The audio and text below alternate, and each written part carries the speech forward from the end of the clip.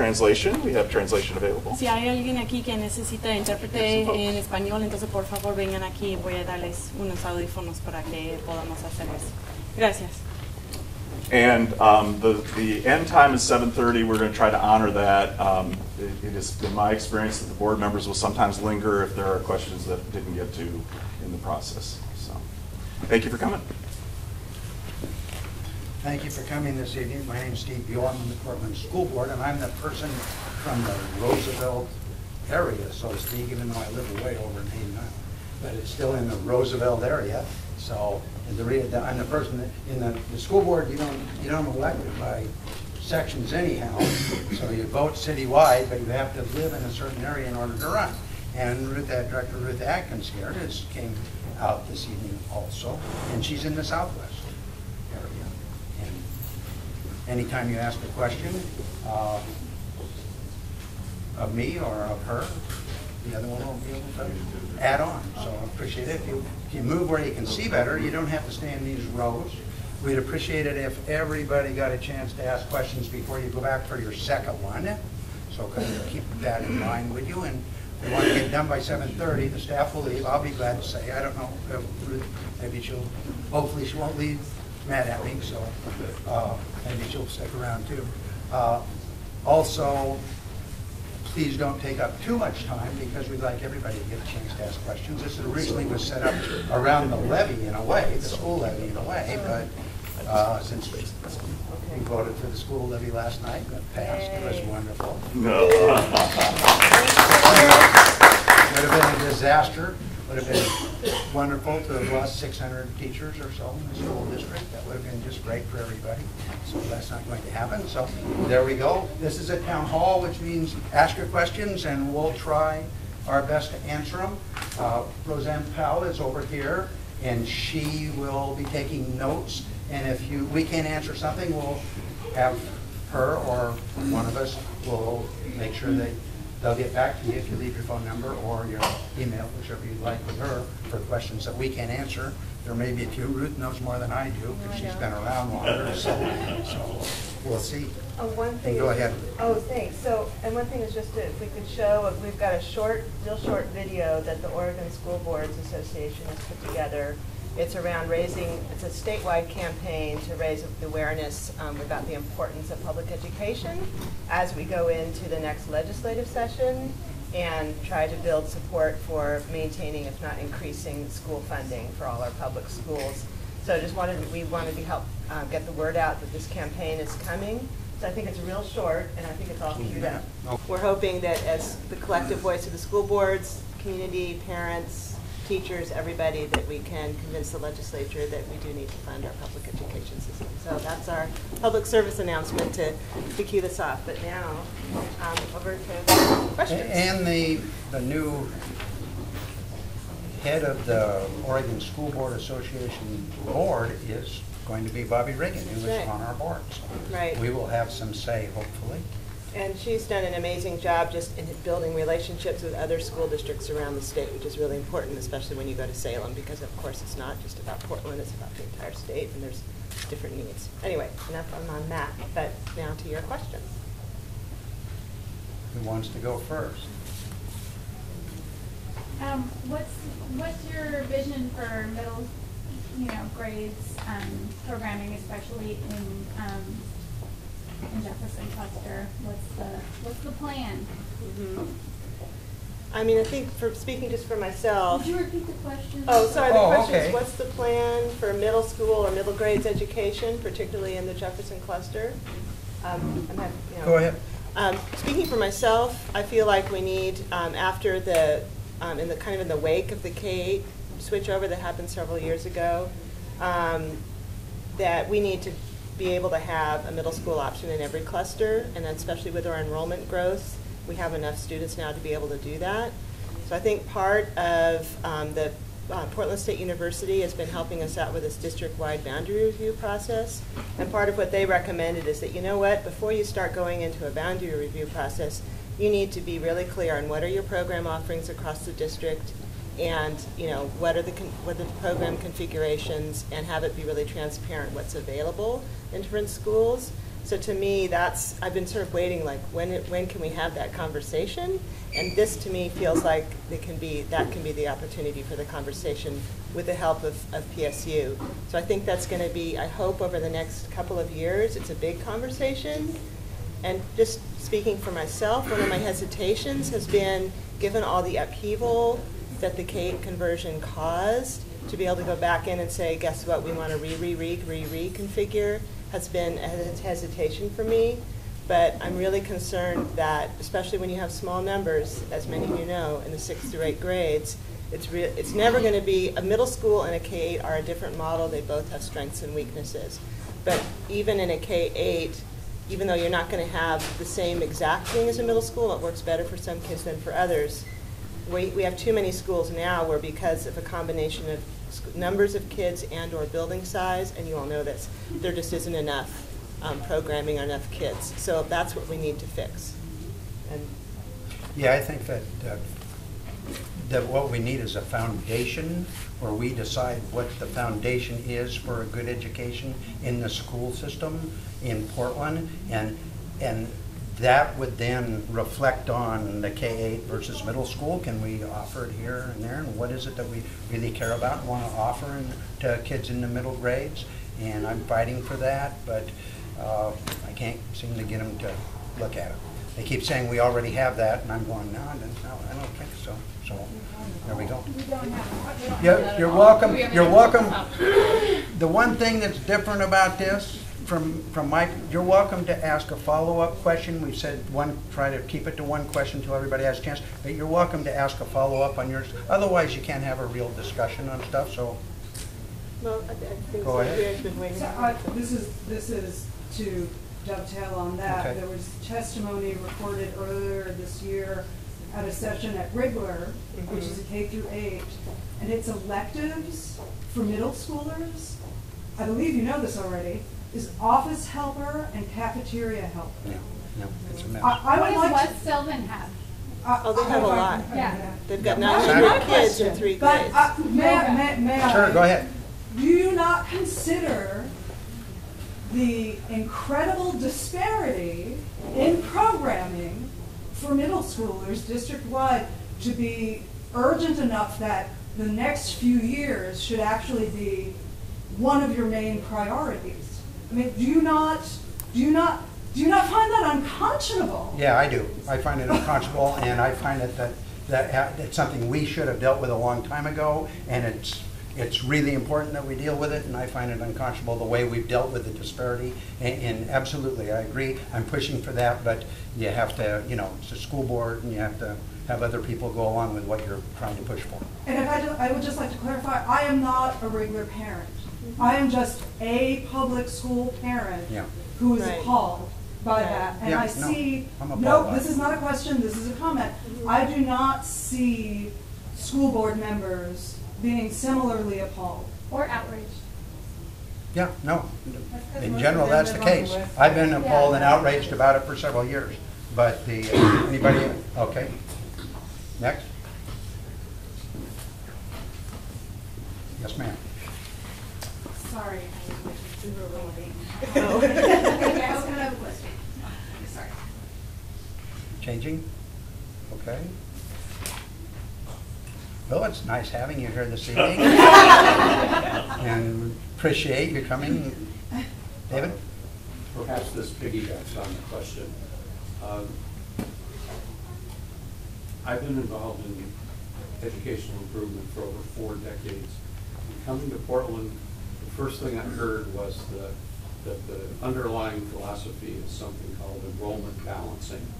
And as I've heard that play out, it seems that translates into we aren't dealing with individual kids and their differences, we're dealing with numbers, period.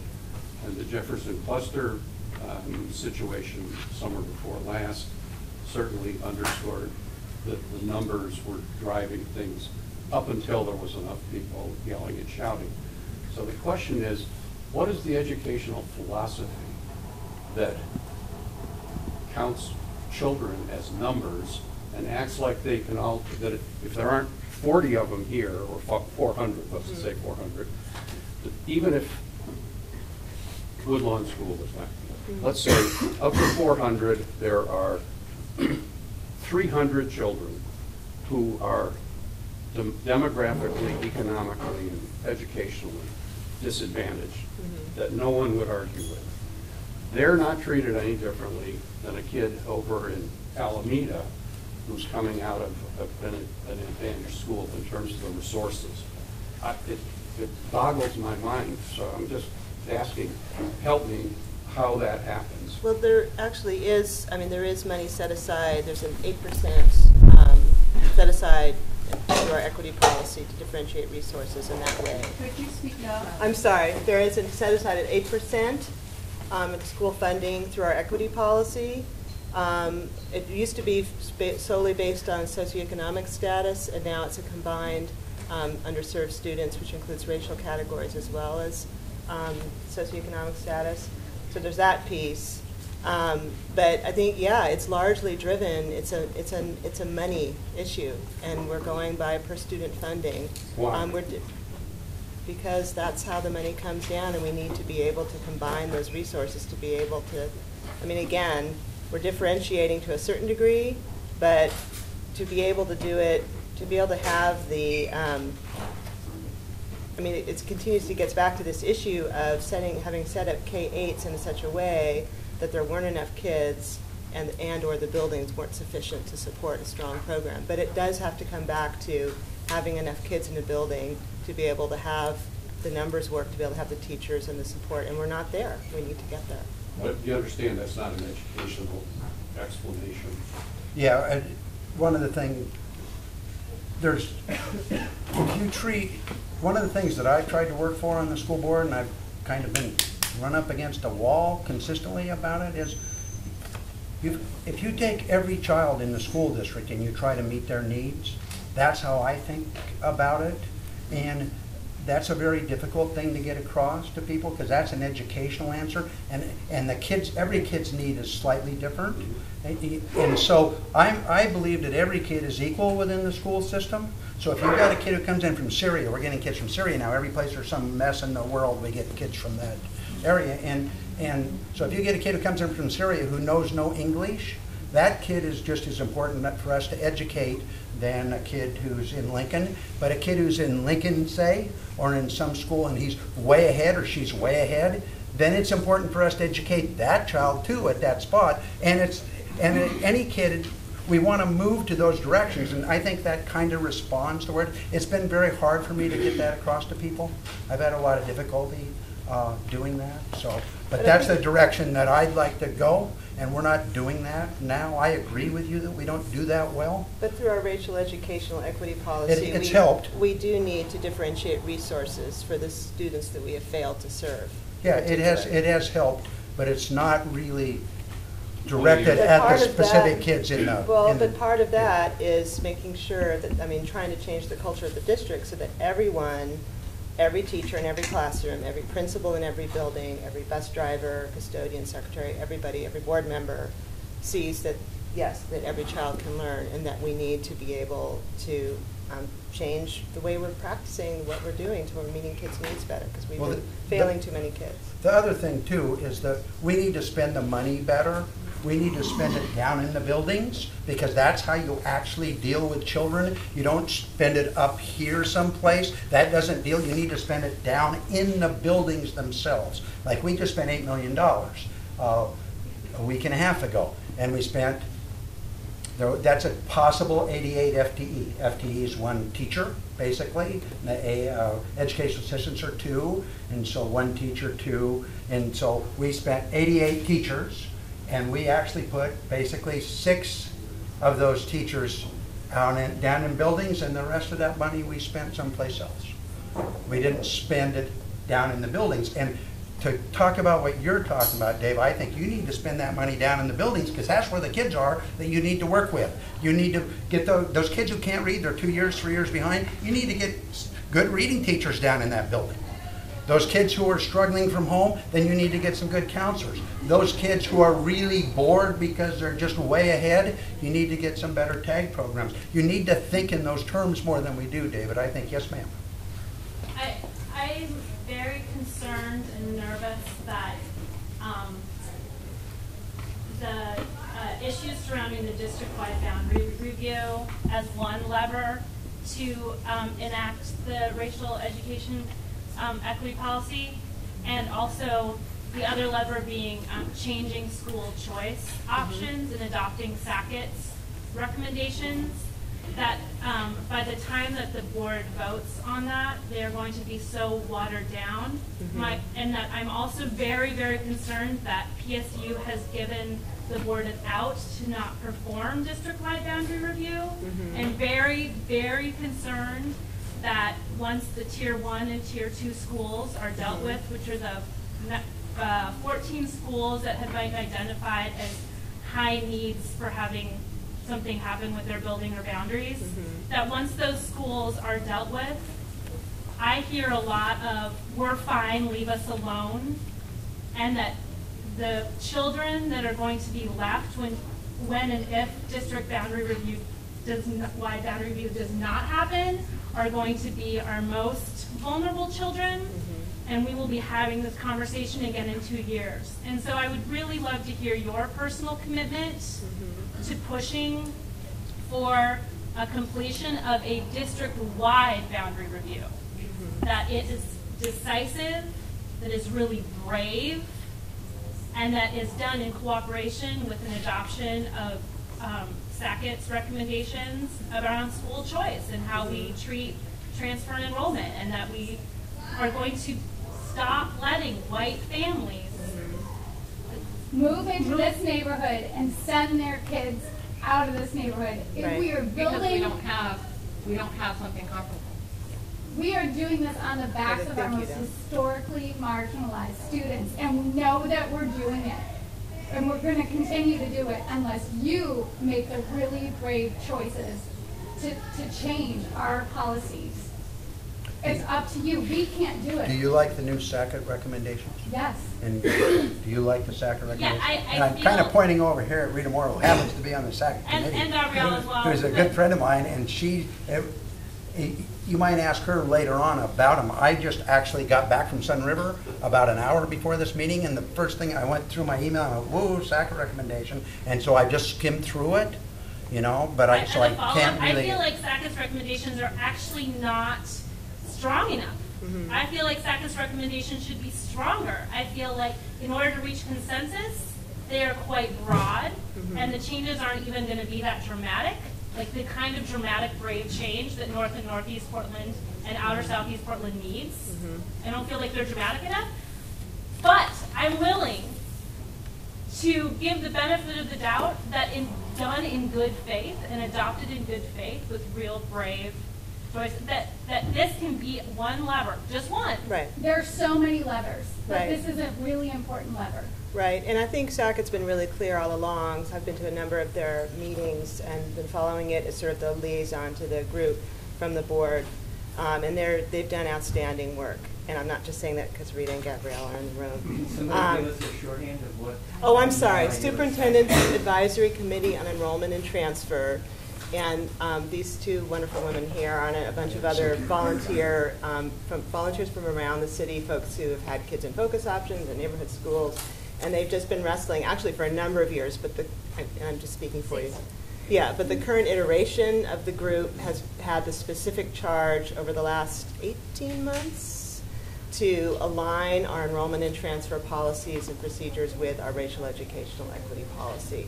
So that's what you're getting at here, the issue around gentrification and displacement, so that while we cannot control housing, we can do what we can in terms of our policies. So recommendations include ending neighborhood-to-neighborhood transfers, having, with a petition process instead of a lottery, so that and with a recommendation that needs to be much more culturally relevant, more not sort of this bureaucratic process, as well as establishing kind of a rationale for focus option programs, and having a socioeconomic weight and number of seats set aside so that there is more access. While you want strong schools in every neighborhood, at the same time we have these existing focus option programs. that their analysis has shown are, and we knew, were mostly white and upper income folks who are having access to them. So how can we, in terms of our policy and our system, increase access and opportunity for those for families who haven't had that opportunity, while at the same time not draining from our neighborhood schools, and that's the tension, right? And I think it also really, I think SAC's been really clear all along, this is just one piece. It's not a complete solution, but it's an essential one. And so I'm personally committed to it, and then we'll be working with my colleagues on the board to, answer their questions as best I can, and bring, SAC will be there as our experts to advise us. So the process, just in terms of process, they've just released there's 2 parts really to the report. There was a really important, if you go on the PPS website and just search SACET, you'll come to a section.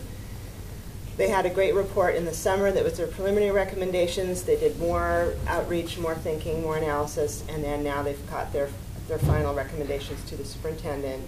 I believe you're presenting it on the 10th at a board meeting, so for folks who like to come down or follow along at home, and then you can read it online. And then the superintendent's going to deliberate, make some recommendations to the board. I don't know the exact timeline for when we would make changes, but it's got to be this year, right? Because it's got to happen soon.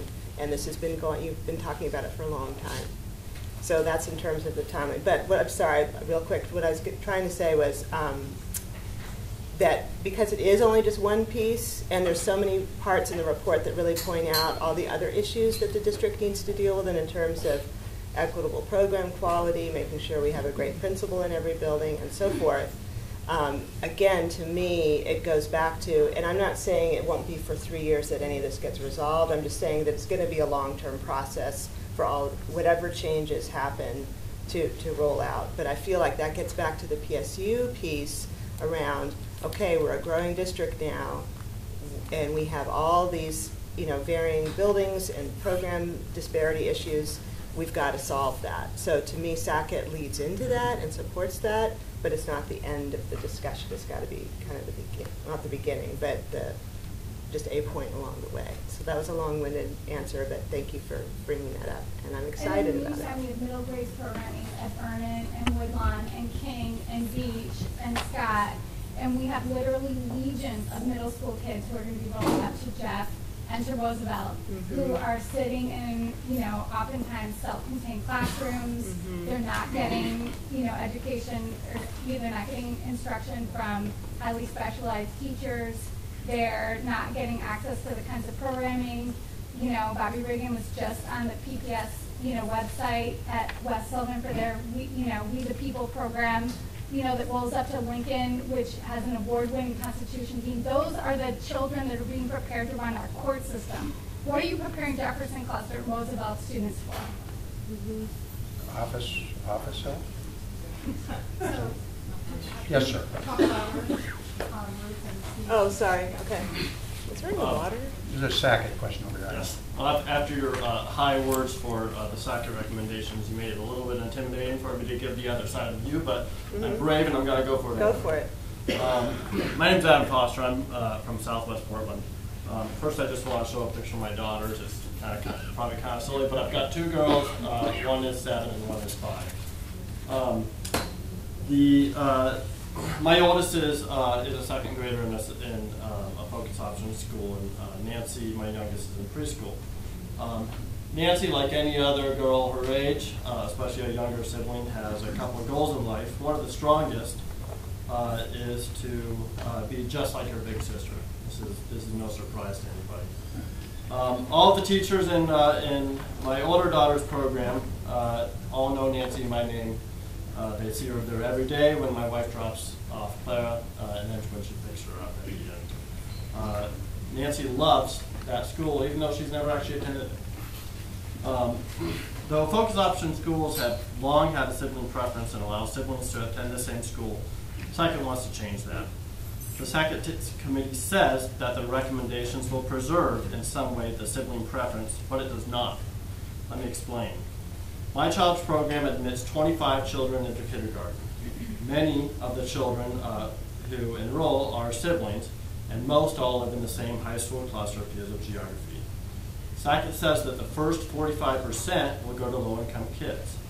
Since it's impossible to enroll 11.25 kids, it rounds up to 12. The remaining 13 slots are divided evenly amongst the 9 high school clusters. That's 1.4 students per cluster. Under SAC's recommendations, Nancy is basically out. She's going to be extremely upset, and later on she's going to wonder why is she not good enough to attend the same school as her big sister. Come visit our school. I appreciate SAC's work in identifying several ways of increasing minority participation at focus option schools. They identified possible district provided transportation options, as well as outreach education about focus option programs to minority groups. But while considering their recommendation, please remember the value to families and communities of allowing siblings to attend the same school. By the way, SAC states that they concerns in their final report proposing changes to the sibling preference could actually hurt minority participation. Why? Because they feel that racial minorities would value their siblings attending the same school. Brothers and sisters being able to attend the same school is something that everyone values. Thanks for your comment. Lady in the back. I have 3 daughters, 2 of them attend Roosevelt. I didn't hear the original question. I actually didn't ask one, but I would certainly like to hear it. But in regards to trying to find, my middle daughter in 8th grade needed geometry, so I had to leave her faster with the K-8. And my choices were Sullivan, which I didn't have a car to drive to, or Harriet Tubman. And so she went to Harriet Tubman, and she also wanted engineering. Those programs were cut. She did have great math teacher there, and her elective, her final year was sharpening pencils for a teacher because all the electives were cut. She now goes to the University of Portland for her math class. But when we went to West Sullivan, they, just in their library, they had a computer for every 10 students. Our school was about the same size, number-wise. We had a computer for every 100 students. And I said, who owns the computers? Isn't the school's district? Can't you share? And they're like, we don't know. And I'm not counting, they had a technology room, an advanced technology room. I don't even know how many computers were in those rooms. But it's not equitable. Yeah, that's another. And there's so much potential in this neighborhood. Now my oldest, I played the lottery game with my oldest daughter. She got to go to Sunnyside Environmental because she wanted science because we didn't have a qualified science teacher at that time. And then she went to Cleveland. When she was at Cleveland, there was a flu epidemic, so they said, if you get the flu, don't come to school for 10 days. At the end of 10 days, she was unenrolled for being absent for 10 days. I kid you not. And the vice principal didn't call me back for 2 weeks. She was not allowed to re-enroll in school till the next school year because her money had already gone to Cleveland. And she missed an entire 3/4 year school. And I went to every alternative school in the district trying to get her in, but they, So you need to stand by your students and make it equitable and help with transferring across town. Just make the schools equal. Just on the, thank you for, just on the technology piece, you're absolutely right. That's one of the areas where there's huge disparities. And it's, sorry, on the technology piece, that is one of the areas where there's huge disparities across the district and a mix that's all kind of, between what the district has provided, what different grants have provided, what fundraising has provided from parents and so forth. So my understanding is, and I've been joined by our wonderful superintendent, Carol Smith, who's listening in the back. So my understanding, and we didn't acknowledge our wonderful principal here tonight too, Mr. H. Welcome. So that the IT department is going to do an audit across the district, and my understanding is that includes things that were not just provided by the district, but that were fundraised that are in the buildings, to be able to finally say, okay, what is in each building, what's lacking, where are the gaps, and what should everybody have, because it's been way too uneven. So that's just one small piece, but I'm really looking forward to tackling that. I think we're hearing about that in the next month or so, I hope. I'm worried because I'm sorry. Yeah, go ahead. Let him go, and then you go ahead. Sure. And this now seems like a remedial question, but my question before this very detailed discussion began was, I'm not even sure where the transfer policy stands right now. I was sort of vaguely, so my kids are in 2nd grade and 7th grade. And we went to our neighborhood school. Right now we're doing a Montessori-focused middle school for our daughter. But you know, we're getting ready to attend here at Roosevelt. So, you know, right now I think they get about 48 to 50% of the catchment here. People are eligible to go here. Half of them choose to go elsewhere. So what?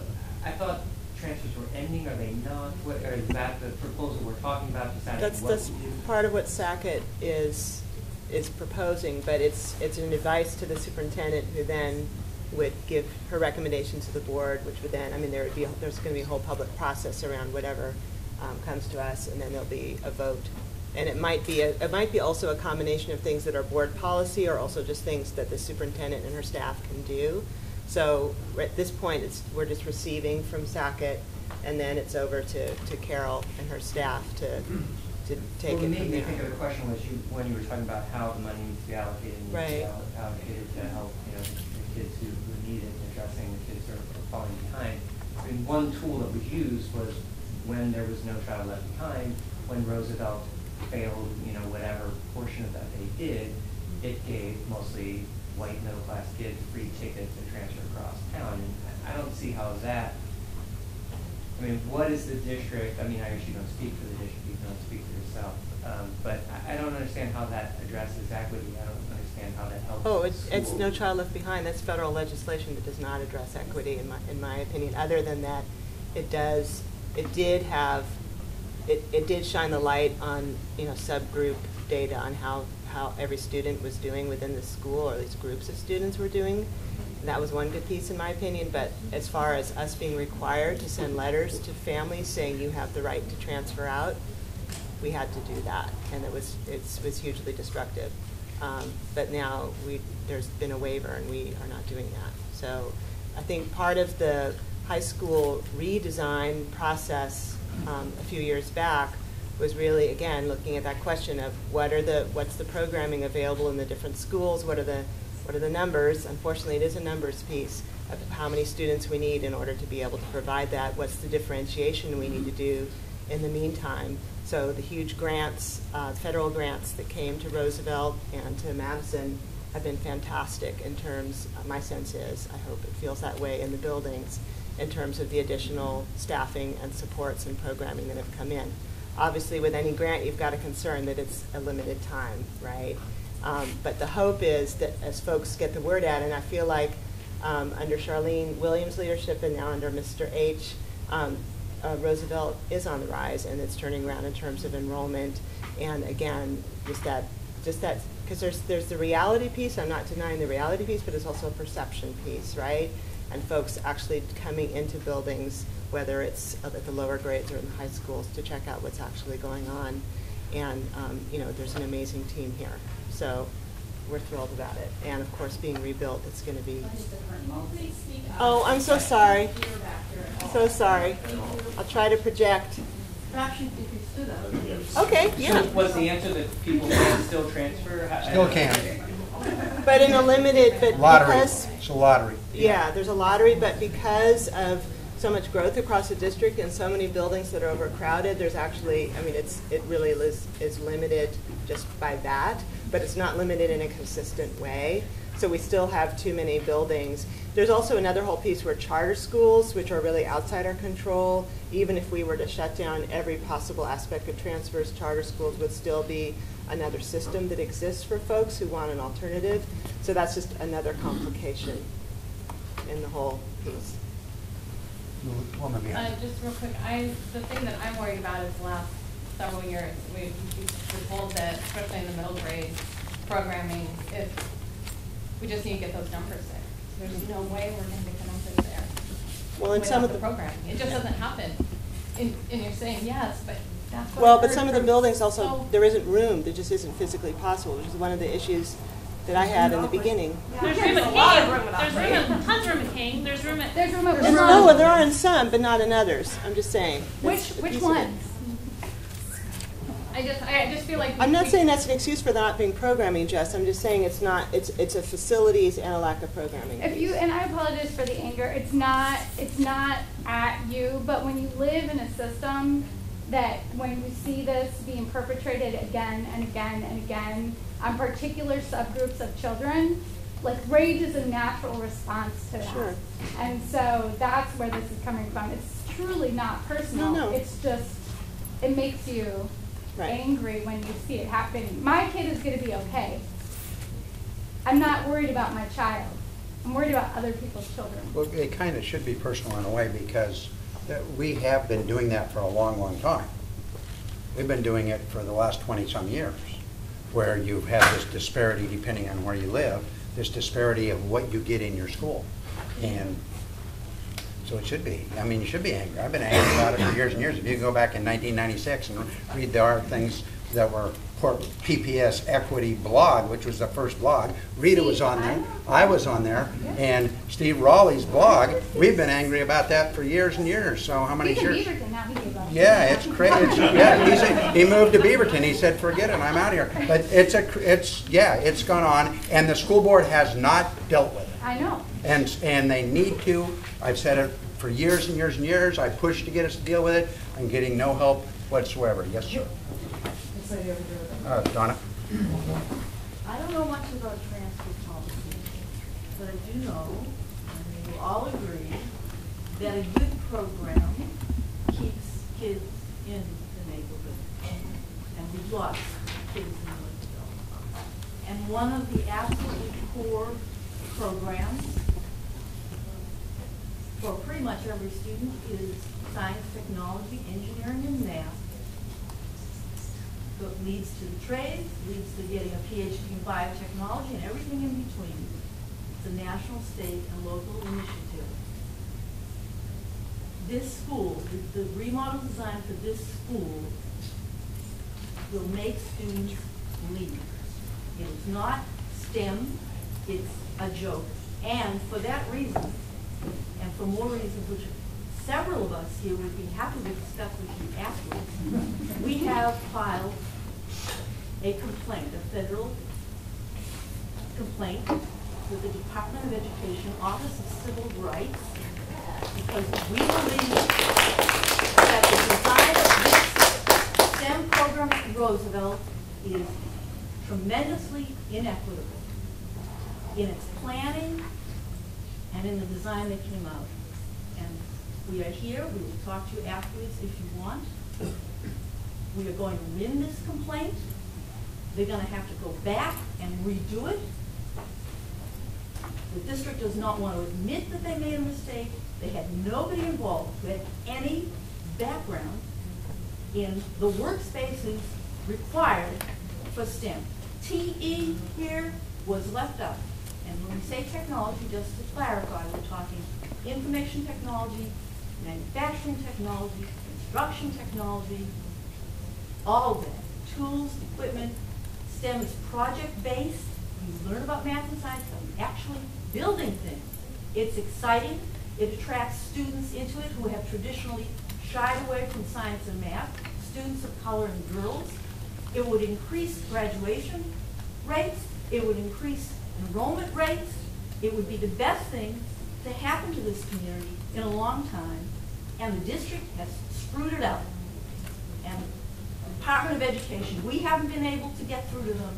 The Department of Education, we are quite sure will, because we have read the laws, we know what was required, we know what was done and what wasn't done. Everything from not having the expertise involved, which is illegal when you compare Roosevelt, which is 70% students of color, to Franklin and who was involved there with the planning, both on as far as teachers, as far as school leadership, and lastly, the design. STEM is, by its very nature, a collaborative, integrated program. That's the basis of it. They have designed 2 spaces for Roosevelt in totally different parts of the school. So forget that. If you take one space, the larger space, 3,500 square feet, compare that to Franklin, 9,000 square feet. 9,000 square feet. For shame. Come Thank and you. see us afterwards. Thank you, Donna. Tom Kirkland and I have worked and worked. We've worked and worked on trying to get this issue taken care of out here at Roosevelt. We've tried to, we want them to redesign it, and we've worked and worked on it, but we haven't been able to get any traction. They just keep pushing it down the road. Well, you know that we And want us to I know, work with you've been you. wonderful. You haven't let us. Yes, I know. It's just been, it's absolutely unbelievable that we can't get that fixed out here. But we haven't been able to do it, and it's the way the school board works, I guess. Do you want to handle that question? Go ahead. I think I'm really excited about the design. I know that you and your group disagrees, but I think it's a really exciting design. That's because you don't know what STEM is. Okay. All right? You laugh.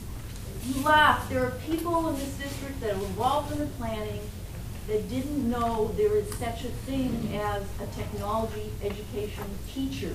Literally, I showed them my teaching certificate. Have you ever seen this? No. Who are you hiring to teach? We're going to go find an engineer. You no more hire an engineer to teach tech ed than you hire a scientist to teach science ed or a mathematician to teach math ed. You hire a teacher.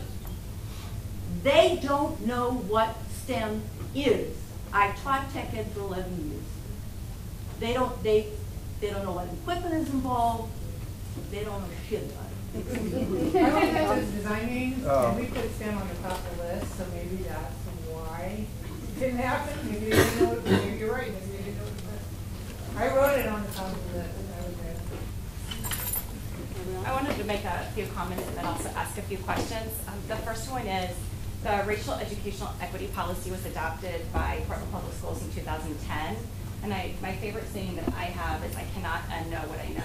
And what we know are there are egregious disparities in the way that our students are treated depending on where they live, their socioeconomics, the color of their skin. We see it in the discipline rates. We see it in the overrepresentation in our special education. And we see it based on income.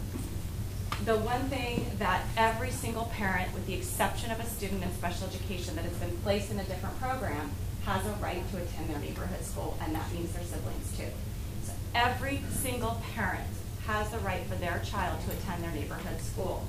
So when we talk about the sibling preference, that's something to think about in terms of where your children can all be together.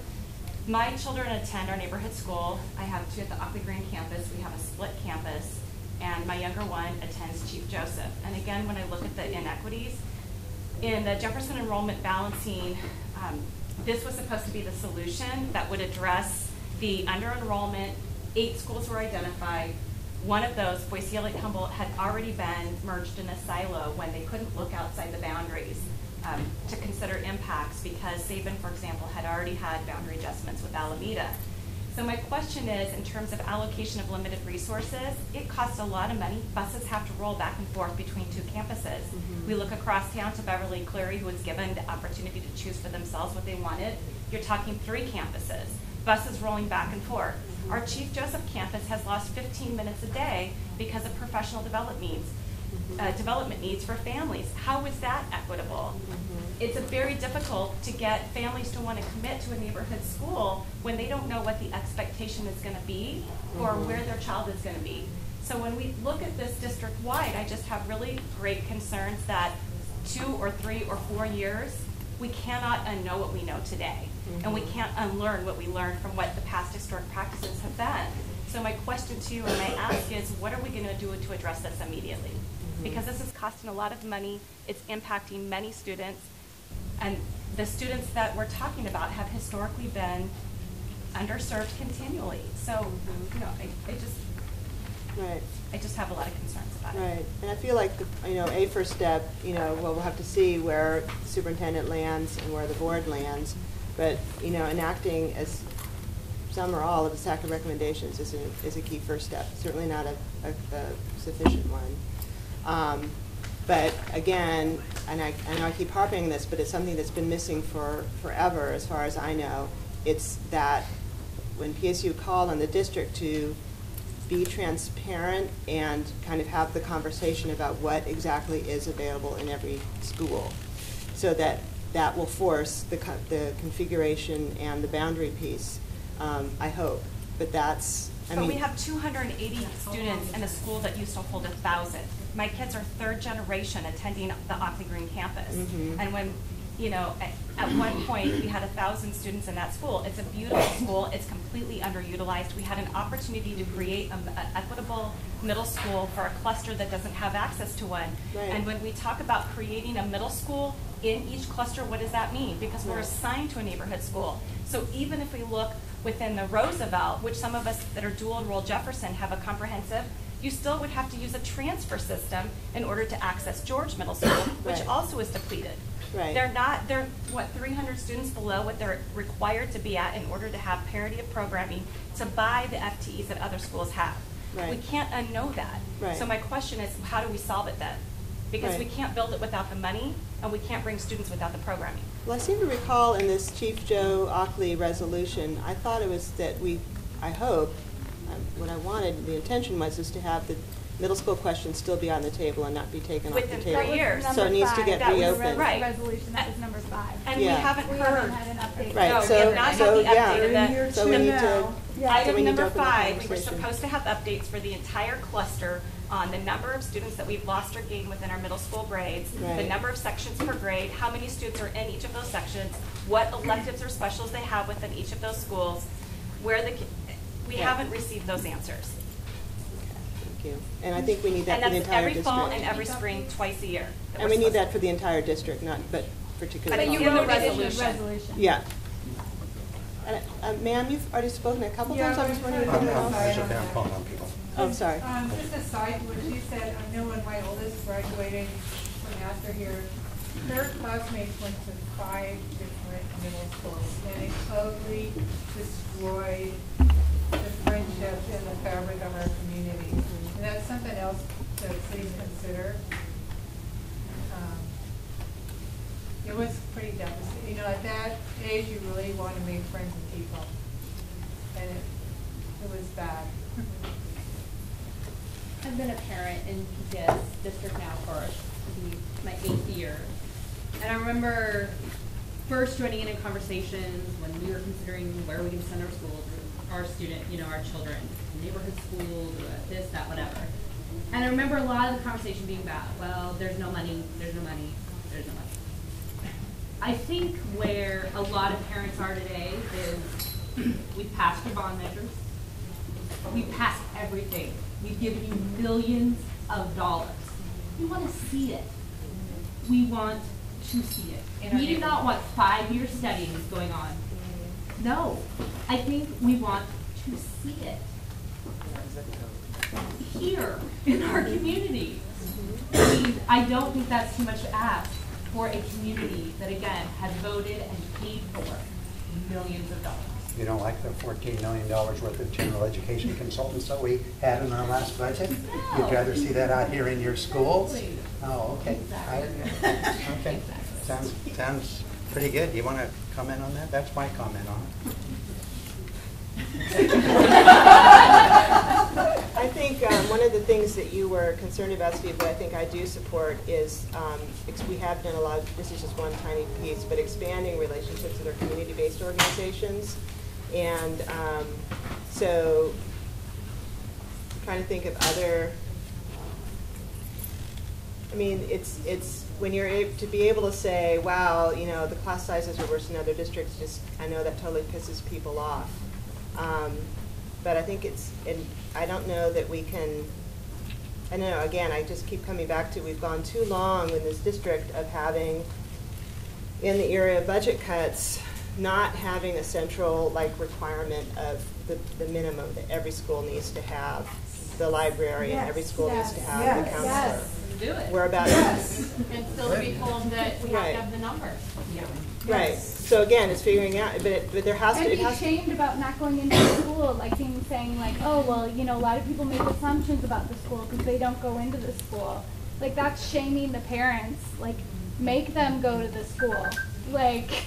Stop giving them the choice. Good And, option. yeah. Good option. Right. Well, that gets back to the second recommendation. Putting your money where it should be going well makes a lot of difference on whether people will be interested in your school. When I talk to parents, often, and most often, they say, what I really like about my school is we have this really neat music program, or we've got these really great teachers and kids are able to do these types of things, and we do. That's what kind of is attractive in a way.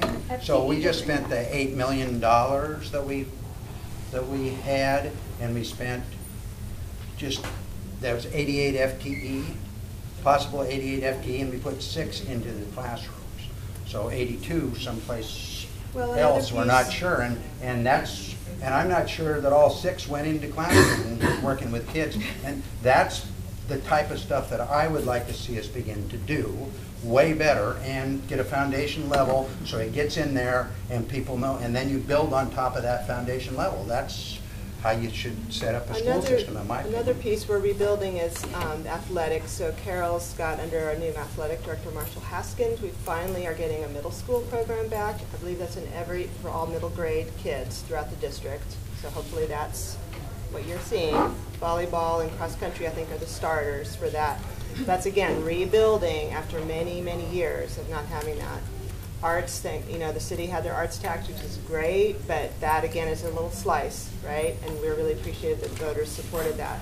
But we have decimated arts over the years, right? So rebuilding back to be able to have it, and then I know that too often it's just one form of the arts. So we have folks that say, well, it's great we have visual arts, but what about music? Or it's nice we have some music, but what about dance? So librarians, another huge one. A few years ago, we got to, I think, a half required in every school, and then that got cut back again. So obviously what would be great would be to have a certified librarian in every school and a budget for books. Counseling, we've got the counselor ratio down in the high schools now, I think down to 1 to 300 from 1 to 450 this year, finally. But again, it's just this rebuilding back. We've got a career counselor full-time in every high school. So that's one piece. We're big. I think the high schools, in my opinion, we put actually a fair number of resources into the high schools. Now we need the lower grades I'm concerned about. Considering, especially hearing from a number of schools, particularly lower grades, really high class sizes, 28, 29, 30, and that's not acceptable. So, and obviously a lot of this lies on us and it's our accountability, but there's still, I don't want to forget, and it's not an excuse to just say, oh, it's all Salem, it's all money, but money does help. We saw that here at Roosevelt with the federal grant, we saw it at Madison. So we're about $2 billion short statewide on the state's own quality education model, what they say every school should have. And it's not a Cadillac model, it's a librarian, full-time PE, art, and reasonable class size. So just to say, in addition to keeping the pressure on us to be accountable, we also need, all of us need to keep pressure on our legislators to make sure that they are increasing funding, that we had a very welcome slight turn of the tide from decades of disinvestment in the last session, and we can't let up the pressure because we're not there, we're not where we need to be. And we're not, and just a moment, and we're not there because we're not really focusing on putting that money out into the schools. We're nowhere near that focus. In order to put a certificated librarian half-time and keep every elementary school in this district open all day long, the library, 34 FTE. We had 82 that we could have spent that we didn't spend doing that. And I tried to get them to do it in the budget. 34 FTE, that's 150 FTE into consultant fees. We've got this kind of weird approach to education in terms of that we need to do the testing, and we just spent $160,000 to send some people to a New Orleans, down to New Orleans for a conference. That would have given us a full all-day libraries in 4 of our elementary schools. We're just not, I just don't think we're choosing well in a lot of our things. We're not choosing as well as we should, and we're not, and at the school board level, we're not allowed to discuss those things. You're not allowed to discuss this stuff at the school board. I spent the first 6 months just trying to get, I couldn't make a motion, couldn't discuss anything. It's been a little better with the new person, but still, I'm not allowed to get this type of stuff onto the agenda.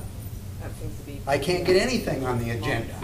I can't even get things that are supposed to be on the agenda. So this stuff doesn't get discussed at the school board meetings and level that it is. That's where it should be discussed. Like, what? America, we build America. We build it for the better future. And then you can't talk about these things to school districts? That's exactly correct. You're not allowed to bring that stuff up. I'm not allowed to put anything in the agenda.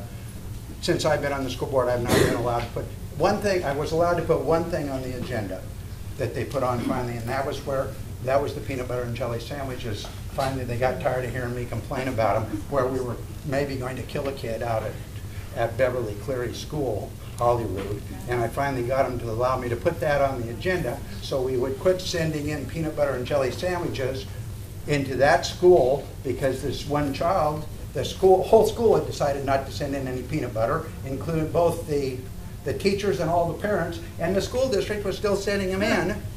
And I finally got them to put that on the agenda, and they voted it down to get it off. They voted and said, no, we're going to continue to send these 10 sandwiches or so into the school where this child was severely, I mean, the whole school had decided not to send in because they ate in the school, not in the cafeteria. And so a little bit of peanut butter in his mouth would have killed the kid. And that was the only thing they let me put in the agenda, and they just let me put that in the agenda so I'd shut up and I wouldn't then they voted it down. So this stuff doesn't get on. That's what happens. You had a question though beside a comment. Well, I have a comment and a comment mention, but when you talk about full-time teacher librarians, I know my second period 8A class, I have a librarian student attended whatever. And she fought with other students to get a librarian in the school because the library was open for the first month of the school. There was no reason why it wasn't open, just because they have a librarian. And she fought to get one. And then my other comment was, I think the only reason I'm going to Roosevelt this year, freshman year, was because of the Japanese program. And recently, our Japanese teacher is gone. And we had subs for, this is only the 3rd week, and we've been watching movies. Every period for Japanese. We watch a movie, we don't learn anything. We're 3 weeks behind now. What are you going to do about it? So this is at Roosevelt, the Japanese teacher? Roosevelt. Yeah. So I don't know, I mean, that would be something I would talk to your principal about, because we're not direct. My mom has. She's talked to everyone, and talk to your principal, or talk to someone else. They're trying to find a replacement, but they haven't been able to. So how do you make up the lost time, class time? And since the money's already gone for the paid administrative leave, how are they going to finance a new teacher? The money's there to finance that teacher because they got plenty of money that we could pull to finance that teacher for that thing. I mean, yeah, but one of the things I've been trying to get them to do, which is directed at that, is to move our hiring up front. So we're having difficulty now hiring people for these specialized positions like immersion programs, Japanese teacher. It's really hard. It's really hard, and I want them to move the hiring way up front, way up into this month, November. So we're hiring ahead of everybody else in the entire area. We hire first, and I can't get them to do it. They do some of it, but I can't get them to really do what they need to do to get it up front so we get the Japanese immersion teacher, and the other school district doesn't. In a way, it's not fair, and we get the best young teachers of color. We get the best people we get the best, and we get them first and get those particular people right up front. But will the school board talk to me about it? No. Will the superintendent take it seriously? No. The HR department kind of has taken it seriously, and they've been doing some work, so that's pretty good. Isn't it But the law not now really. that- Yes, ma'am. No, we're going her, and then you go. So just to follow up on this really quickly, and then I have my own real question. What teacher is going to want to come into a school that is underfunded, that has very minimal resources, and take up a class that is 3 weeks behind in Japanese? It's really frustrating as a parent of a student in this cluster to feel like we're constantly just told what's going to happen, and you either get on bus or you get off. So a little bit of background. My daughter's in the James John Elementary School. We recently gained a new principal who comes with a great, amazing reference.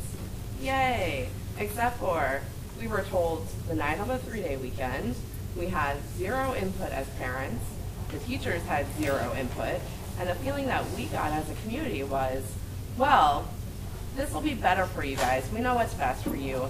You just take it. And we don't want to just take it. We're tired of just taking it. Just do the right thing, give our kids what the kids across town are getting, and make it right. Yeah, I've supported trying to get them to include parents in that type of teacher selection, but haven't had any traction. Go ahead on that. Do you have a question? Well, I mean, I think that, I don't know the specifics of this principal placement, whether it was someone who had to leave for a specific reason. Our old principal was going on medical leave. Okay. And then the district decided that it would be easier once she was on medical leave with this uncertain amount of time. Is it going to be 6 weeks? Is it going to be 12 weeks? We don't know. It would be better for the school to bring in a principal that was well-versed in Title I schools and bilingual schools. We also just started the dual immersion program at our school. Right. Our teacher is wonderful, except for the community. The dual immersion parents are just like flailing around. They're getting no support from the system that built this program that said, hey, if you support us bringing it to your school, we'll give you tons of support. So they're just left flailing in the wind, like not knowing how to help their children. A lot of them don't speak Spanish or haven't taken Spanish since high school a million years ago. So I'm hearing not having had input, not being given input, the opportunity for input with the new principal being assigned after the other one left. It's a sign of the entire systematic problem. Right. The district thinking that this little cluster of people is not well educated, does not have the resources, does not pay attention, will just sneak stuff in and hope that nobody says anything. But the other piece was lack of support. You're not getting support for your new immersion Specifically, program? yeah, the dual immersion parents. My daughter isn't in dual immersion, but she has friends from preschool that are in that program. And I know that the parents are struggling. Okay, thank you. Sometimes when you get to the middle of the year on the principal stuff, you really can't tell from the outside what's actually taking place. And I really don't want I don't know what's taking place there, but I mean, I'm just saying, a lot of times you can't tell how it works and what's really taking place. And but I didn't mean that as anything against Ms. Regacia. She's amazing, and I really like her so far. But it is infuriating that I didn't get a chance to say anything, and it's infuriating that they try to sneak it in on a 3-day weekend, like no big deal. At the start of the year, when you're doing new principles, I believe that they should try and include parents. Absolutely. In a meaningful way, because you can include them in an unmeaningful way, which we've done for a long time. And I get it's easier to apologize as the man. It's easier to be like, oh, sorry about that, but it's all working out, right? Than it is to ask for permission to see, hey, we're going to try something different. Let's see if it works. So I get where they're coming from, but it doesn't mean I don't like it. Well, I'd like to tell you it's not just your school. District-wide, the school district doesn't follow its own policies on principal selection. They came to our school and specifically told us that they're not going to allow parents to be a part of the selection process. It's happening all across the district, and Carol Smith is allowing them to do it. Other question? Comment? Go ahead. You haven't spoken yet. I'm one of the parents of a kid inside of that dual immersion program. And I just want to echo her comments about a new principal just kind of being brought in. I also teach in the Reynolds School District where we had a lot of trouble with principals. So my first reaction when they were just bringing a principal in was like, okay, what just happened? Like, who's the terrible person that we need to put under the rug or something? And I also agree, like, I'm very impressed with Ms. Regatius and the work that she's done in her first couple of weeks. And I entirely think that she may have been the principal that we might have chosen anyway, but the honoring of community input to be able to have that process of having the conversation of what do we want for our kids, what do we want for our school, what do we want for our cluster. It starts at the kindergarten level, and that's how you keep parents and their kids in the schools so that they continue up and they go to Roosevelt and they graduate from the school, and you get parents involved at every single level. If I feel like you've already like written me off when my kid's in kindergarten, I'm already a little disenchanted because of that. And also just the dual immersion program, it's a huge challenge for me. And actually, my main reaction to it was just like, this must be how my native Spanish-speaking parents feel every day in all of their classes when their kids come home. And I'd like to have some support for me, but I also think that I'm able to find a lot of resources online to be able to help my child. And I'd like some guidance on that, because I think that I could do better for my own kid with a little guidance from some professionals who understand how the dual immersion is going to work with the development of my kid. But I also think that those sorts of resources should be available to parents who don't speak English as a first language and who may not have internet access at home and don't have the same sort of resources that I'm very fortunate to be able to give my kid. And so I don't know if that's part of the plan for the cluster, but I really feel like it should be a huge part. Yeah, thank you so much for that. I mean, I think expanding the dual immersion is a high priority for the board and for the district, but it has to be done. It's an awesome thing. I'm so glad you're doing it. Well, but we have to do it right, right? Yes, and so that means providing supports for parents. It means having the balance of native speakers and non-native speakers. It means going out. We've recruited in, I think, 3 different states to try to find, because there's huge, huge competition. We were, through our teachers' contract negotiations, we did get an agreement to be able to go out earlier, which is awesome. So, you know, the earlier the better, as early as feasible. So, yeah, but it's really helpful to hear that if there's not supports for the parents, that could be a missing piece. Debbie Armendariz, who is our immersion director, used to be the principal at Adkins, is awesome, and she's got an amazing, she brought to SACIT her kind of plan for what she wants to do, including looking at our Somali students, right? Whether or not it could be a two-way immersion, but at very least needing more support. So, but anyway, thank you. Okay, we're going, people who haven't talked, then we're going to come here to Kim after that. Anybody who hasn't talked yet, who hasn't had a question, who would like to ask a question or make a comment? 1 person? 2?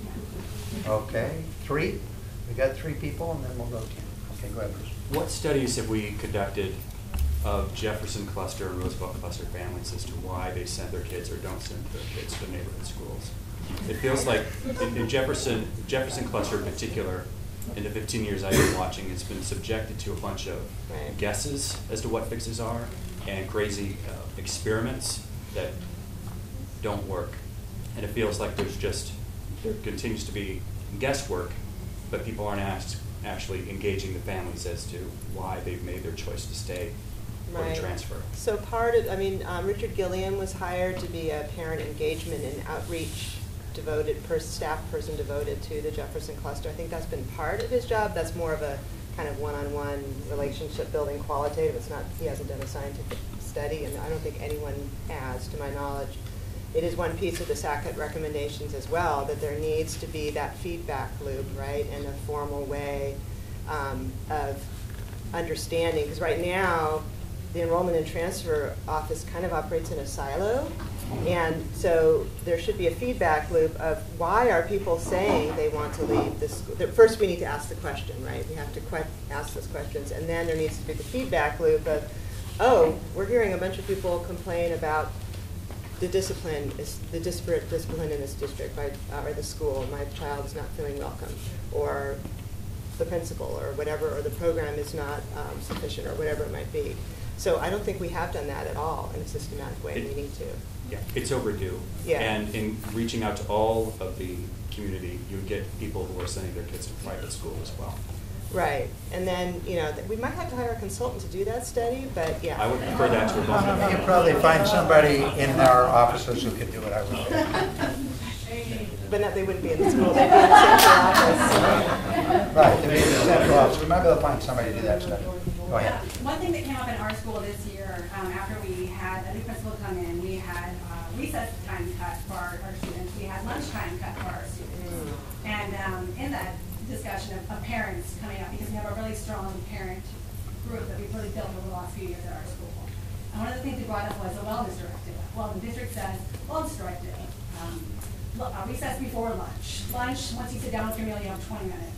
Well, that's not, our school is not compliant with that. So we brought it to our principal and we said, hey, what about this? And she said, we have a waiver. We have a waiver that we don't meet that because we're at K-8 and there are certain things that the middle school years that won't put into place. So we have a waiver for that. A waiver from the wellness policy? I'm not familiar there is from the wellness such a directive, thing. we have a waiver that we don't have A waiver to from comply who? to it. I'm not sure. I mean, that's just what our principal said. Which grades did they cut the recess from?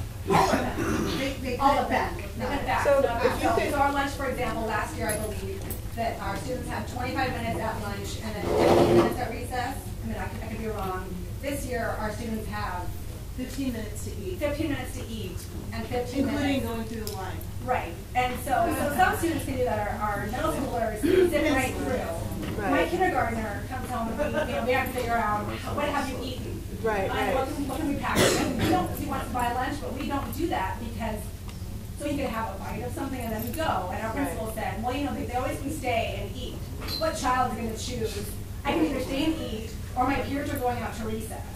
And so there's stuff like that that I'm questioning, like, how do we have a wellness directive, which makes sense to me. Right. I mean, and you would like to meet it as much as possible. How is it okay that there's waivers that exist, or how is it okay that our school is not meeting that? It's not, and I'm not aware that there is such a thing as a waiver from that policy. There's always more to these situations that I'm not there, but it seems like this is something that, we need to know about. So whether maybe follow. Peninsula. I mean, and that's the thing that we brought to the PTA meetings where our principal was there, and a lot of parents have asked, what about this? Because we thought, well, if we fall back on this fact, the district presented as, here's a study, here's time we put in, here's what we recommend. So I would suggest, Steve, this is one that Roseanne can take back to staff to find out what's going on. So thank you for raising that. Well, yeah, we've heard it from other schools too. So, again, this gets back to the individual school decision-making versus district-wide saying, you know what, it needs to be X. I understand there's a lot of pressure for, you need to have this X amount of learning time to be compliant with our standards. I don't think our days are long enough. But you learn better if you're not hungry and you have a chance to run and if you have no around. energy that's not cooked up, you learn a lot better if you go run it out, or if you have a full belly. Right, absolutely. Rita? Well, I have a number of questions, but I'll try to narrow it down. So you just mentioned the tension between school autonomy and central control or directive. And one of the things that has always puzzled me is how different schools are across the district. And just saying that your kid goes to a Portland public school really doesn't say anything about what kinds of educational opportunities that kids get. And what I've heard now for many years is we really need to find out what's happening in these different schools. But as far as I know, no effort has actually been made to find out. And I'm curious why, because it doesn't strike me as rocket science. And it seems to me that it would be relatively easy to call the principal and say, tell me what your school is doing, give me your schedule, and then have somebody stick it in an Excel spreadsheet. Right, because the enrollment profiles give a ton of information, and I'm sure that's very time-consuming to create, but it doesn't get down to that level, which is actually a simpler level of just saying, what are your class sizes, what are the, and not just is there technology, but how many minutes or hours or days or periods, whatever it might be. And there's lots that wouldn't come from that. I mean, you Mhm. wouldn't get quality or anything else, Mhm. but you would get some stuff. Oh, yeah. And I think it would go a very long way toward even potentially allaying people's fears Right. about what their kid is. That's where I keep missing. alluding to this as being really important for this coming year to do. Okay, so my question is, why the glacial pace? I mean, you've been moving toward this for years. Oh, here's Carol. Crazy, let's go over in this. But I'm just going to say this one, in the K-8s in particular, both the K-8s and the high schools, we have gone through a process of defining here's the core program offering and what we're looking for, because we have been working on how are we getting consistency of offering across the district so that even though you still feel a wide disparity, and each year we do a program audit that is going through and looking, and it's one that's saying instructional minutes, top, and we're just getting ready to do one for this year. So after staffing, when and Peter Hamilton, he used to be a principal in our K-8s, is the person who actually has done it the last number of years, but it's the feedback loop for our senior directors, where they're then looking at what are the instructional minutes, what do kids get in each school, and we're still not to the place that it is equitable across the district, but the framework that we're working towards and what people have, how people have staffed, and where a principal may have made an individual decision that did something, then threw something off, is visible then to the senior directors who are working with the principals on how they staff. So I don't want to derail because I'm really not supposed to be an answerer, but more conversation, yes, we do it. But the piece is... I'm glad to hear you do it, Yeah. but I'd kind of like to see it. Well, no, and again, it's a feedback loop to the senior directors because it's intent so that people, you know, as you're working on staffing, what are you doing in each school and how are we getting an equity of offering? We can do more on this one. But it's not just about me. Yeah. I mean, what you're hearing, and what you will probably hear at most, I guess I would bet money you're going to hear this at Jefferson. Yeah. People want to know Right. because they think they know, but they don't really know. Well, and here's what I'll say too, is I feel like what was interesting to me when we went through the Jefferson enrollment balancing process, was I actually believed we were going to come out of that process reestablishing a middle school in the Jefferson cluster. So we didn't end up with that as the universal call to do, and we couldn't say enough people were willing to let go of a K-8 in order to say now it's critical mass of kid. I understand why. Can you read into record why we were afraid? Why they were afraid? Because I think that's really important because we hear a lot from the board. People can't decide on a model. When your school is told you can either have a middle school and close these neighborhood schools down, or you can keep your mediocre K-8. Or go back to, so here's what I'll say. I totally get it and I get where the fear is. And it's one where we either have the ability, like ideally we have the dollars to be able to do K-8 and thriving middle schools and everybody's got access to both and we don't. I know it will be a live conversation as we go into this boundary, like what grade configuration and whether we go back to a K-5 with middle school model as the prevailing model around the district. It'll be a live conversation again. I get people's reluctance to let go. We now had a critical mass of people who are attached to their K-8s because of the relationship. What grade are their children? And I know this. Can I tell you what? I know this. But we had enough people far enough in that now we've got like mixed attachment, and you get really different. How do you know that? Listening to people. I mean, we did not have. It's part of why we are now in the district-wide process as opposed to an individual cluster process. And I did. I mean, I went to a lot of those listening sessions, and really different. It was not like a universal. We could all agree, yeah, let's do what we need to do to get to a middle school. We had some communities that were really strongly, we love our K-8, and others that were like, we could let it go. So I'm going to put you back around to the board. I only wanted to answer your question. No, I'm not going to talk about it. Yeah. Okay, so is there a reason why why you're not publishing the listings of offerings at different schools? What is the rationale for not publishing that? We want to see what. In middle schools, it probably could be. I mean, I don't have a real answer for that question. We do a program monitoring kind of a process each year that's more internal feedback loop. Could we take that to publishing it so people can see it? If we could? I think the PSU recommendation, if I could, I think the PSU recommendation was to have it, because that's, I gotta go back and look and see whether or not it's something, like how hard that is to do. because I think what Carol's talking about is like down to the complexities of figuring out the staffing, but I think what PSU is recommending, and what really resonated with me, obviously, because I keep saying it over and over tonight, because I'm really excited about it, is that there needs to be a transparent, easily accessible, you know, way of just that, what you were talking about, Rita, the simpler.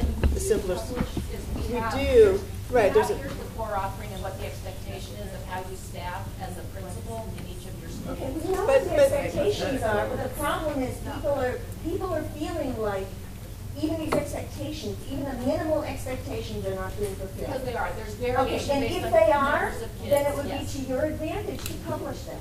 And so duly noted, and we'll put that on Roseanne's list.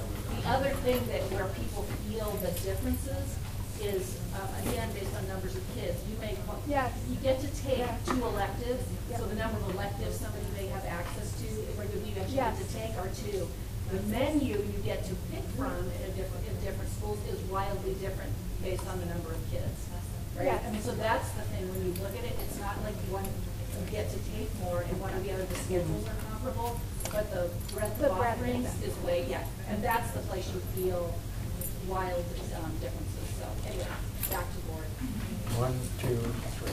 So, to me, we talked a lot about the courageous conversations, and to me it's a very courageous conversation to have to say this is an educational philosophy that we cannot have disparate K-8s where we know that Vernon, for example, has 11 students in 7th grade. 11.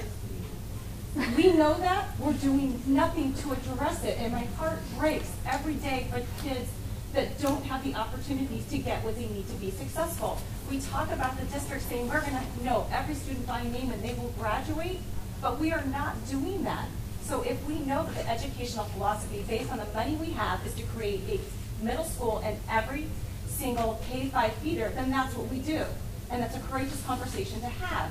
And that recognizes that, yes, families are not necessarily going to like that, but if that's the answer to provide equitable education for every student, then that's what we do.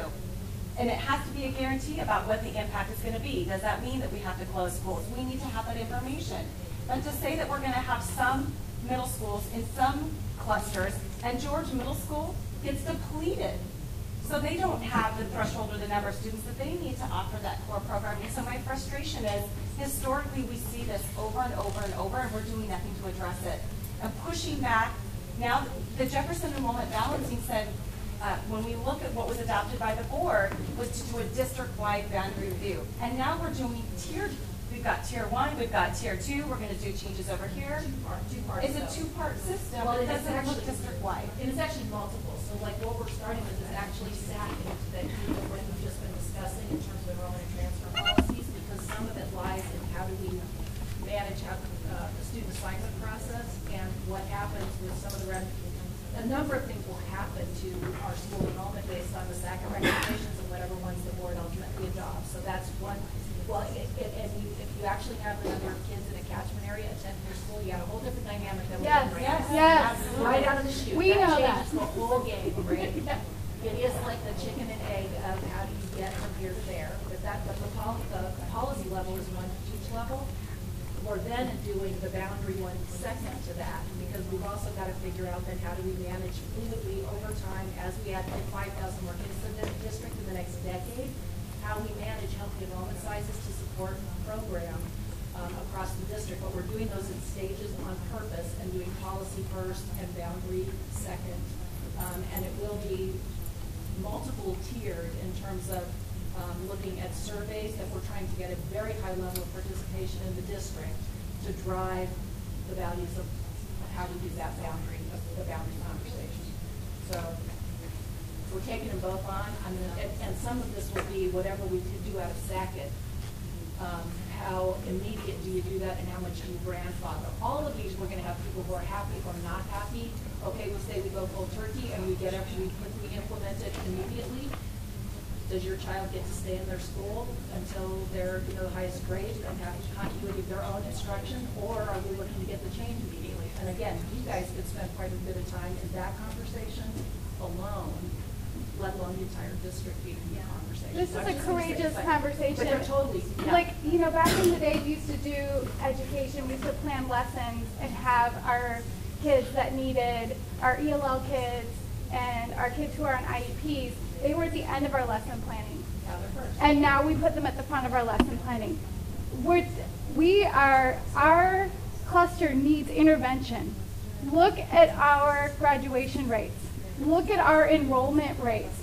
I mean, this is a crisis for our children in this neighborhood who are historically economically disadvantaged, and we're a parent group of white parents talking about impacts of, you know, large groups of black and brown children. And so for us, it is a difficult, we know you're going to you have to answer to Alameda, and you have to answer to all these, to West Sylvan and everywhere else, and to these groups of parents who are concerned because their kid's because of peanut butter, and because somebody can't go to. So Jess, what are you advocating for? I want you to make kids that live in this neighborhood, make them go to this neighborhood school and give us equity of options. If you raise FTE in this neighborhood, right? If you raise the FTE in this neighborhood and you adopt Sackett's recommendations and you look district-wide at how you're going to manage long-term boundary review changes, if you start there and you also start doing some really intensive training with principals about what a culturally appropriate curriculum looks like, and you start doing restorative justice at a really serious level within all of our schools, but especially here where we're seeing huge numbers of pushouts, Sackett is one lever, is one lever. We've got DBRAC, which is another lever. We've got principal training, which is another lever. We've got culturally competent curriculum, which is another lever. But and the reason why I believe that you're not hearing from large numbers of black and brown families in this cluster is because historically they're, from what I've heard from talking to my friends, they're done with PPS. Yeah. And in fact, yeah, I mean, Tubman, Whitaker, Humboldt, Applegate, Kenton, Ockley Green, people are done. Ockley Green that had one feeder school? One feeder school for Ockley. I know, I'm well aware of. The thing I would just say is, all issues that you're saying are true, and I feel like the Sackett was a really intentional, how do we have members of the community come together, get well versed in what the issues are, and be the ones who are powered to make recommendations about how we move and what changes we make to the enrollment transfer policy. And some of the recommendations they've made are really courageous recommendations that I think have been ones that have been talked about for a long time, but it matters that it's coming from a group of stakeholders who have gone through the complexity of understanding enrollment dynamics in the district, worked through changing each other's minds and perspectives about what it is they're looking at, and arrived at a set of unanimous recommendations they're making to me to inform the recommendation I make to the board. It's major what kinds of shifts that makes that are something that's part of the chicken and the egg conversation in terms of how do you get programs that draws kids, or you have to have the kids there in order to have the program. That Jefferson, by what we've done by growing on the strength of the program at Jefferson High School, we've got 3 years of increased enrollment, we've got 3 years of increased achievement, and we've got 3 years of increased graduation rate. We haven't seen that in a long time. You did that in 1 year. You guys did that high school redesign so quickly and beautifully. Oh my God, it did not feel quickly. But in comparison to what we're living with now. So here's what's interesting though. So the Jefferson one, where we literally went in very open to what that was, and it wasn't neat and tidy. It felt like really, like it traumatized everybody in the cluster. And it was like, pause, we don't want to do this just as our cluster. We need to look at this district-wide, because anytime we're doing it cluster by cluster, you bump up against the contiguous clusters, and your solutions lie connected to other schools that you haven't engaged in the process. So this is part of what came out of that was pause, look at the whole district. But What you did that with high school. You did that specifically. I know. You look at high school redesign, you shut down transfers across the whole district. Here, you came to Jefferson Cluster. We're not asking, I think. But we're doing the enrollment and transfer question Yeah. across the whole district. So this one's imminent. This is coming next week. So you're going to hear this one next week. Are you voting on it next week? They're going through a process that I have internally right now between here and Tuesday. It's going to come to the board, and I don't know because I have an internal process now. We had a whole team listen to SAC last night, and I meet with a group of people internally tomorrow to kind of figure out what's the response and what goes on to the board. But it's complex how you implement what's in the recommendations. So the recommendations are Just do it. straightforward. Well, can I tell you what? Even Jefferson Cluster saying, you know what, we're unified, we want a middle school, we want to go K-5 in middle school. If that was a unified message from parents in the Jefferson Cluster, it's really different than, no, don't, I mean, they're just. Don't do it by consent. The SAC committee itself is recommending more analysis before implementation. Well, that's, If you read the report, the SAC committee says that they need to do more analysis, more crunching the numbers before any implementation. So how can you say, just do it? Just No, go for it? I'm saying. Don't you think that there's opportunity to make things worse? Oh, There's always, Welcome to Jefferson Cluster. there's always opportunities to make things worse, especially by being too. So you have a couple questions, Hagen, and Yeah, then. we got, Kim has got a question, is it on that same thing? It's not on the Rita same has a thing. comment, and you have a question, and what do we, go ahead. I want to go back to the principal situation where we know district-wide that administrators are not following board policy on the hiring and placement of principals. It's been going on for well over a year. We have it videotaped. We've complained about it. Carol Smith does not hold her administrators accountable to follow board policy. At what point does the school board step in and tell Carol and hold her accountable? And it's not just the principal policy, it's the complaint procedure. We have administrators in this room who are caught on tape lying and violating the complaint procedure. They're promoted. At what point does the school board hold Carol accountable for what her top level administrators are doing? I'd like Ruth to answer this because you're full of praise for Carol and you're her supervisor. I'd like to hear what you have to say about this. Well, we do an annual evaluation of Carol. You know, I think we have to take each complaint as it comes. But I have not seen anything to date that makes me doubt that she's not managing her principals well. I do think we... It's not about managing principals, it's about following board policy when it comes to principal selection process. Well, then continue, if you have specific concerns, and continue to raise them.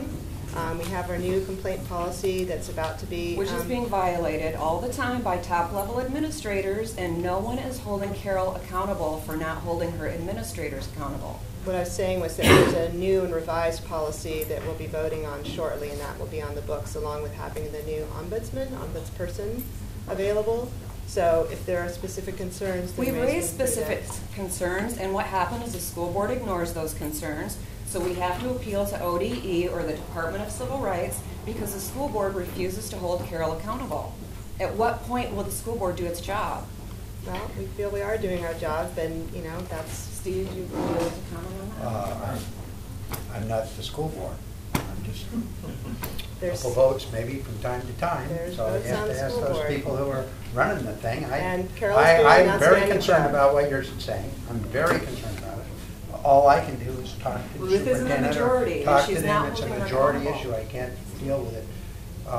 You, Yeah. We need to respect folks' time. I just want to scoop for my YouTube channel. Are you running for school board this next? I haven't made that decision yet. so we have a couple more questions, and then we're going to. I'll stay after. I don't know who will, but Yeah, I'm happy to stay after. we're We want a to little respect bit folks' over time right now, time. but we have two more questions, and we'll finish up. I think you had a question, sir, and you go. Well, anybody hasn't asked a question yet, we can ask that. Yeah, I checked that a little bit. Thanks. So mine's sort of related, but it's kind of at the other end. In the Roosevelt cluster, we've got a brand new principal at Sitten, brand new principal at James John, and brand new principal here at Roosevelt. What's that? Peninsula as well. Peninsula. So I think it's sort of a symptom of being a cluster that's sort of in constant crisis, and so we get these sort of specialist principals who come in and have the specialty in Title I schools and dealing with those issues, but then they're sort of in, we get kind of fixers. They're in for a few years and then they're pushed along. I've met with Philippe and I'm excited about his vision for the school and excited that he says himself he wants to commit like 10 years to Roosevelt. I would love for him to be able to do that. So I'm hoping that you as the school board can sort of put the pressure on the administration to get some stability in this cluster, because I mean all of these issues that we've been talking about take consistency and reliability in the administration. So yeah. No, absolutely. I mean, Charlene Williams is a fabulous leader, and I get, you know, I think one of Carol's tensions in her jobs or challenges is you've got these amazing leaders, and you want to have the entire district to be able to benefit from their talents and skills, like Antonia Lopez also recently, and she's been promoted up. So it's a loss for that individual school, but it's an ability to have their leadership at a district-wide level. And but on the district-wide level, I think it's been to the detriment of this district because there's been so much turnover. So. Well, and there's turnover across the district in principals too, whether they move on or get reassigned or whatever for all the different reasons. That's in Carol's purview. But it is hard when there's, and especially when you get an awesome principal, it's really hard to see them go. But it's also exciting when you have someone new come in who's got that. So yeah, absolutely, the stability is really important. So I'm hoping Ms. Rachel will stay for 10 years, but that's not mine. I like keeping principals longer in the same school if they're doing a good job. And if they're doing a good job, and we take a look at that, and it's great to keep those principals for a long period of time. But at the same time, we haven't decided. We can't figure out how to really tell if principals seem to be doing a good job. That's a really serious question for us, and we haven't been doing it. Tom Curler has an idea that we should do a better job of evaluating principals, but also a principal should love to be here at Roosevelt High School, or should love to be in a school. But the way that the educational system is working now, with the mess that we have going with the testing and with the other types of reform movement, principals don't feel, in my opinion, don't feel comfortable being a principal. It's a really crappy job now. It used to be a wonderful job. It used to be the best job in education because you could do what you wanted with your school and make it better. And now it's become this kind of crappy job where you get all these mandates from the federal government, the state government, And so we've had trouble, I don't mean just in Portland, I mean nationally, getting good principals, because who would really want that job if the way they were running it? It's become not principals themselves, but in general, to some degree, I think it becomes its career opportunity becomes much more important than I'm going to stay at this school for 15 years and really help these kids. Because we don't, in education, we're not doing that in major cities. If you go out to Reynolds or go out to Gresham or go out, we're not doing that, and that's a serious problem in education that people don't understand, I don't think, and look at. And so the principal job becomes a different type of job, and it's not a very good one right now. It's a hard job and a bad job than it used to be. It used to be a great job, and it's kind of shifted. And some principals say, well, yeah, I really like it. Yes, that's right, but are they? The old system was, I want these kids to all get better, Now it's, I got these mandates, I got the PR, I got this stuff. It's a different ballgame, and I think that's really been a negative thing for our principals in this school system and in every other school system in the state of Oregon that's a big school system. The small ones, you'll still go out and get that stuff at Gaston or out at Maupin, or small towns. You get that. You don't get it in the big cities anymore, and it's too bad. We should. That's one of the things I've tried to work on, is moving us away from the testing culture. Let's just use an intelligent approach to the testing. The guy who's the middle school principal 2 years ago, out in David Douglas, at Alisant Middle School, James Johnson. I asked him what he was doing with Common Core. He's the principal of the year. They have the highest test scores of anybody in those low schools. He was the only guy who did the high test scores. And the people love him out there. He's got this wonderful school. I said, what did you do with the Common Core, James? And he said, I told my staff to find 3 things that they thought were pretty good about it and to integrate it into their stuff. What did we do? Common Core, Common Core, Common Core. What did he do? I told my staff to find 3 things that were pretty sensible about the Common Core and integrate it into your teaching. See, that's a whole different approach. You won't find hardly anybody do that, but he's the principal of the year, and he's got the best test scores even. He does some other things, but basically it's based around his personality. And we had one more question in the back, and that's the last one. Question. Was my understanding last year that the law was changed when they said knowledge-based as opposed to time spent in the classroom? Proficiency-based? Yeah. How does that? I think that's, I mean, Antonio or Carol probably could answer better, but it's... I mean, I get that if you get it quicker, that you can get out quicker, but in the situation now where they're without a teacher, how does that law, how do you implement that law in the reverse? Well, if you don't have missing instruction. Right, if you don't have a qualified teacher, it's going to be pretty difficult to do that. So that's that particular instance. I mean, is it the law? You have to have the knowledge? The proficiency law was repealed. And some places use proficiency, but it's very uneven. And if you talk to anybody at the state level, which was where I spent a lot of time, the professional development that's required is a big deal to get it right, out of fairness to the students. So, but I mean, is there some requirement that if you miss a month of instruction? Different question. Do you get a month at the end? You get a master class? I mean, how do they? So let's have a separate conversation about that very specific question about those kids, because I think it's a big deal. I'm going to be the bad guy and pull the plug, because these 2 will stay. And I just wanted to tell you, I've gone to all the town halls so far. A lot of common issues. A lot of them, you can be fired up about the board, but you should be talking to your legislators. I mean, there's a huge legislative component to this. And the district is responding to those things. And it's on us. If we let our legislators are already talking about not having the revenue to meet current services. Current service roll-up, that's a big deal. You think we're going to adjust for any of these problems? Not going to happen if you don't have the money. But isn't it the law that they have to? No. They have that. But all the government basic education. They have a lame duck governor with 2 different houses on his side. We were going to have proficiency grading for elected officials.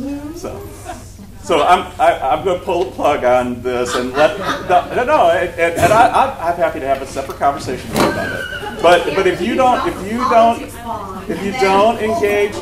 engage your legislators, you will be yelling at this board forever, and they can only do so many things without you taking up the mantle of talking to your legislators. It's a big deal. And I go to all the different town halls. Parents of school-age kids don't show. Lots of transportation, lots of environmental. You mean legislators' town halls? Yeah, you bet. You bet. We need more money because we need to make access bigger. I don't think the legislators designed Roosevelt. You would be mistaken. That state level policy drives a lot of what you're talking about tonight. Federal too. I promise you. I've been living. There's a lot of things we're not doing though that we could be doing in my. I don't disagree with that either. Thank you all. Thank you so much. Thanks for all.